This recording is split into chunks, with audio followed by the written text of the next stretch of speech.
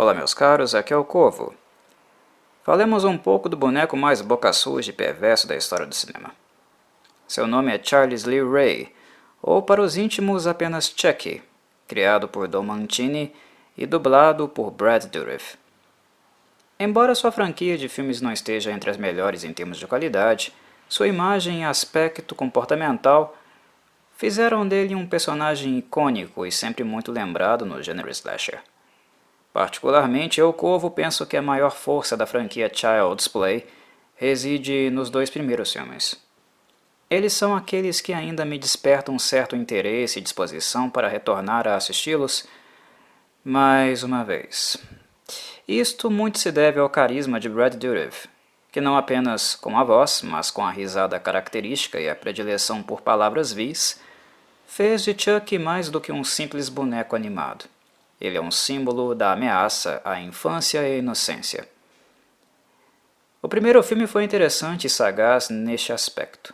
Child's Play é um filme de 88, lançado anos após a fase áurea dos slasher movies. Eles já haviam saturado 3 ou até mesmo 4 anos antes deste filme ser lançado, e neste sentido, se Don Mancini e Tom Holland quisessem tornar o filme rentável e relevante, eles teriam que tocar em elementos que os filmes do gênero não pensaram ou não ousaram tocar. Child's Play, como é de se esperar, é um filme violento. Não é gore e grotesco, mas ainda assim muito violento. O sadismo de Chucky é também uma das marcas registradas e tão recorrente quanto a sua risada debochada. Mas não é este o aspecto que fez deste, na minha opinião, o filme mais relevante da franquia. Foi o fato da vítima em si ser uma criança tão nova e tão inocente como Andy Barclay, interpretado pelo pequeno Alex Vincent.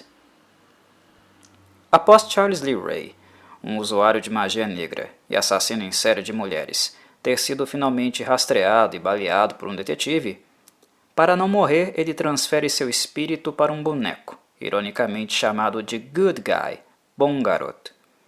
Um boneco que a mãe de Andy, dias depois, compraria barato nas mãos de um mendigo para dar a ele de aniversário, visto que a criança ansiava muito por um boneco daquele, muito popular na época e que até possuía uma série de TV, uma série animada. O espírito de Charles Lee Ray não apenas se instalou no boneco, mas foi capaz de habitá-lo e animá-lo como se fosse uma criatura viva. Inicialmente, ele se revela apenas para Andy, manipulando a criança que, por sua vez, quando menciona para a mãe que o boneco está falando com ele, ela acredita que isso não passava de uma fantasia infantil, de um amigo imaginário. Algo que todos pensariam se tratando de uma criança tão nova. No entanto, Chucky começa a perceber que, aos poucos, ele começara a ganhar sensibilidade naquele novo corpo, e após se ferir pela primeira vez, ele procura assistência do feiticeiro que lhe ensinou o encantamento de transferência espiritual e descobre que quanto mais ele ficasse no corpo do boneco, mais humano aquele corpo se tornaria. Chucky ficaria preso dentro dele. A única forma de evitar este destino seria transferir o seu espírito para a primeira pessoa a quem ele se revelou, ou seja, Andy. E assim o menino se torna o principal alvo de Chucky. Esta característica é de certo modo um pouco diferente do que os slashers tinham apresentado até então. Porque embora Chuck exploda pessoas, mate usando voodoo e até mesmo use eletrochoque para fritar uma de suas vítimas, o que dá a dimensão do horror neste filme é o fato de alguém tão vil como ele estar sozinho e influenciando uma criança tão doce e inocente como Andy. É algo que remete a um temor comum dos pais em relação aos seus filhos, e a necessidade de saber com quem eles andam, quem os influencia. E no caso de Andy, ele estava sendo vítima da pior pessoa, do pior tipo possível de gente que poderia estar ao seu lado.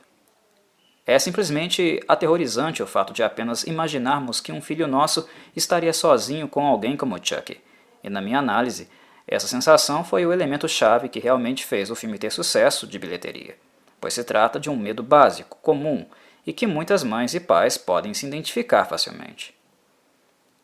Outra característica marcante é o fato da mãe de Andy ter que criá-lo sozinha. O marido recentemente faleceu e ficou sobre ela toda a carga de cuidar e sustentar o pequeno menino. E o drama reside no fato dela não poder fazer as duas coisas plenamente, ao mesmo tempo. Ou ela passa mais tempo com ele, o que ele realmente precisa por ser muito novo, se sentir sozinho e precisar de alguém o guiando, ou então ela faz jornadas longas de trabalho para dar tudo o que ele precisa. E passar mais tempo no trabalho do que em casa é o que acaba de fato acontecendo, construindo este segundo elemento dramático do filme. Andy está sozinho e em risco nas mãos de Chuck, não porque sua mãe é negligente ou não o ama o suficiente. Ao contrário, ela tem um apego gigante pelo filho. Ele está sozinho porque ela está fazendo de tudo para dar uma vida digna a ele. E é aproveitando esta brecha que Chuck, como um parasita, se infiltra na família e começa a transformar a vida deles num inferno. Certamente estes são os dois pontos de maior relevância de Child's Play, porque Andy e a mãe são pessoas boas, são personagens dos quais nós nos importamos minimamente. Nós não desejamos que eles sofram qualquer tipo de mal. E esta é uma direção diferente do que os slashers oitentistas tomaram, onde o elenco da maioria deles era formado por adolescentes estúpidos, os quais não conseguíamos ter qualquer tipo de identificação. O moralismo punitivo anti-sexo e anti-drogas fazia dos adolescentes personagens caricaturais e pouco realistas, visto que a sociedade americana estava longe de ser o que aqueles filmes realmente retratavam. Já que em Child's Play vemos um recorte do cotidiano, de uma mãe solteira batalhando para criar o filho, e o fato dele estar sozinho o tornar alvo fácil de alguém vil, que tenta se aproveitar de sua inocência em benefício próprio. E isto é o que faz Chucky. É este tipo de pessoa que ele simboliza. E não foi à toa que, interpretando Chucky, emprestando ao boneco a sua voz, Brad Dourif tenha feito talvez um dos papéis mais marcantes da sua carreira. O mais relevante foi, obviamente, interpretando Billy Bibbit no filme One Flew Over the Cuckoo's Nest, no Brasil conhecido como Um Estranho no Ninho, filme de 1975, que rendeu a ele um Globo de Ouro. Mas Dourif, da forma maliciosa e característica que interpreta Chucky, sem dúvida ficou marcado na história do gênero horror por isso. Dificilmente alguém fará um Chucky tão emblemático quanto o dele, algo que nem mesmo o talentosíssimo Mark Hamill foi capaz de replicar recentemente. Embora eu, Corvo, ache a maioria dos filmes de Chucky muito ruins, algo que sempre se mantém satisfatória é a interpretação que Brad Dourif faz deste demônio em corpo de boneco. Honestamente, após o primeiro e o segundo filme da franquia, Dourif para mim é o único motivo real para assistir a um filme sobre Chucky, seja na faceta mais voltada ao horror, dos primórdios, ou naquela faceta onde o acento é maior no humor negro. Ele sempre é um show à parte. Há ainda algumas coisas dignas de nota que eu não poderia deixar passarem batidas. Uma delas é a inspiração de Don Mancini para criar Chucky. A primeira delas foi seu interesse em abordar o consumismo, representando Chucky no construto de um produto mercadológico, onde um tipo de propaganda abusiva e agressiva está sempre atacando e alienando as crianças, fazendo-as solicitar seus pais para que comprem produtos. Este é um elemento deveras importante no conceito de Mancini em Child's Play, mas que poderia ter sido explorado um pouco melhor. Tom Holland e David Kushner abordam esta questão de maneira muito breve e superficial. Mas ainda assim foi algo extremamente pertinente, pois sempre será necessária uma regulação da mídia nesse sentido.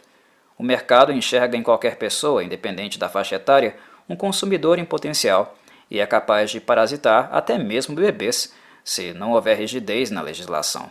Algo que os impeça de alienar e tentar transformar corpos infantis em consumidores. E um segundo elemento inspirador foi certamente o episódio Living Doll, da série clássica The Twilight Zone. É seguro dizer que Chucky talvez não tivesse existido se Don Mancini não tivesse sido tão influenciado por este episódio. Mantini ficou realmente muito impressionado com ele no início dos anos 60. A partir daí, ele tomou emprestado os nomes dos assassinos em série Charles Manson, Lee Harvey Oswald e James Earl Ray, e criou então o vilão Charles Lee Ray. Algo de extremo mau gosto. Uma coisa é criar e interpretar vilões na sétima arte, outra é fazer referência a assassinos reais em qualquer tipo de obra.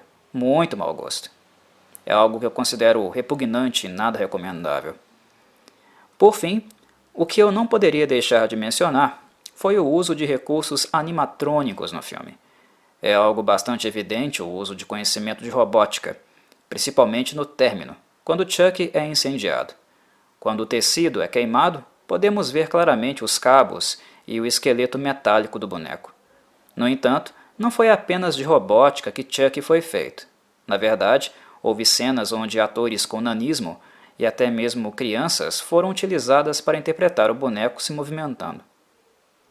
Principalmente em cenas a longa distância, como por exemplo, aquela onde Chuck vai até a clínica infantil onde Andy está sendo mantido.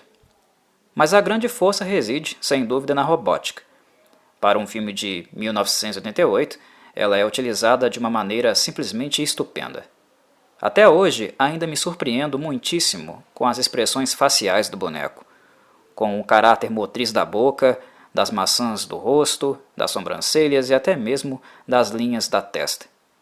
Chuck, mesmo sendo de borracha, parece estar realmente vivo e expressando sentimentos. O maldito boneco é capaz de entregar expressões dotadas de fúria ou dóceis com facilidade, principalmente quando está tentando manipular Andy. Para aqueles que não conhecem o filme e que irão assisti-lo, volto a grifar. O ano é 1988.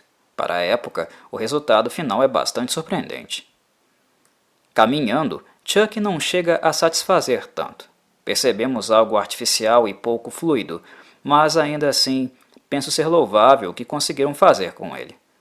O boneco ser capaz de se locomover, subir no sofá e andar com a faca levantada são coisas que, do ponto de vista animatrônico, eu ainda pauso e observo em câmera lenta. É algo muito curioso, e para quem gosta do assunto, um prato cheio para análise e até mesmo para fazer um prognóstico sobre como as coisas evoluíram e caminharam nesse sentido. Depois da adoção em massa do CGI no cinema, a robótica passou a ser menos utilizada, o que é uma pena, especialmente para aqueles que, como eu, sempre preferiram um tipo de cinema mais artesanal. Vou encerrando minha fala por aqui, meus caros. Agradeço por ouvirem novamente e até um próximo Cine Corvo.